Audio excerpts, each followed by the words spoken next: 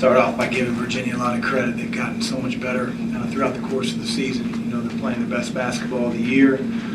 Proud of my group for being able to get back in the game and make it anyone's game with 2.5 minutes left. I thought our guys found a way to start getting stops and scoring a little bit and put ourselves in a position to win, and obviously disappointed that we couldn't finish the deal. But there's two teams competing out there, and Virginia did a great job defensively, and we didn't quite do what we needed to do defensively. Chris, what fueled that second half turnaround? Well, I think we started to get some defensive stops. I thought for a while, end of the first half, beginning of the second half, and we went zone. Both zone and man weren't very effective. We were letting our offensive struggles that Virginia had everything to do with, really contribute to not having our motor running like it should be on the defensive end. So we talked about that in the huddle. I give our guys a lot of credit for being able to find themselves again defensively and begin to put some stops together. I think a few times we scored in transition, but it just made the game feel a little bit differently once we started getting stops.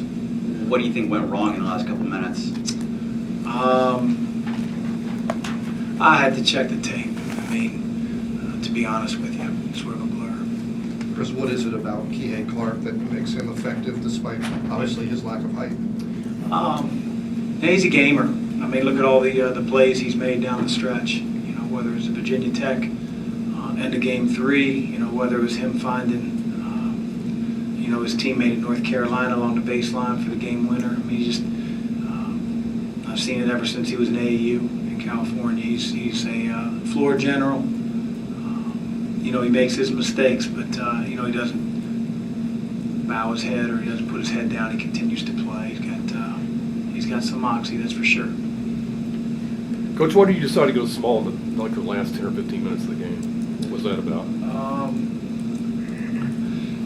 I just think it's a different way to play.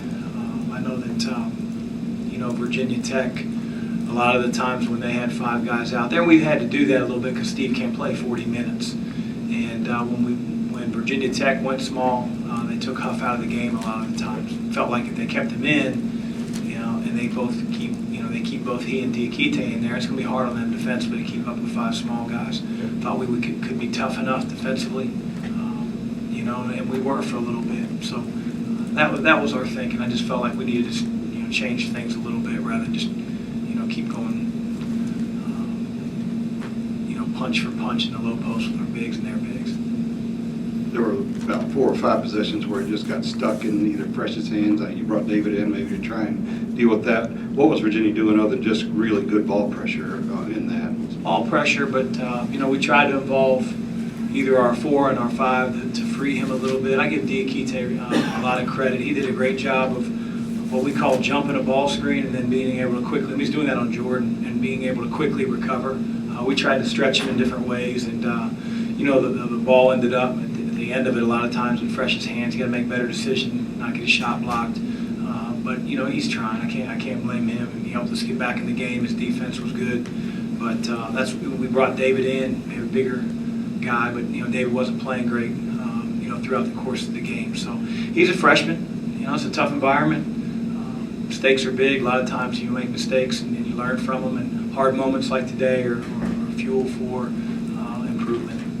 Chris, what did you see on the lane violation, and what did you say to get the technical, if you're willing to share any of that detail?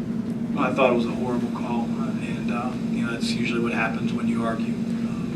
But he said that we went in first, and they went in second. It's a meaningless call, but maybe from a fan's perspective, meaningless part of the game.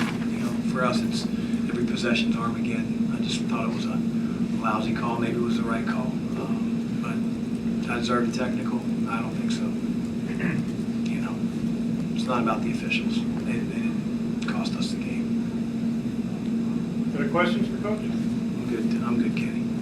Yeah, just a question about the tempo of the game, 80-73 when they played the game in Louisville and game in the 50s today. Did you want to stay out of the 50s or? If they had 40, I didn't mind. No, I don't care. I mean, I think maybe some coaches make a big deal about it. I really don't care. I don't care. You know, we're just trying to win the game. So if the score was 2-1 and we won, great. I could care less about how slow they play.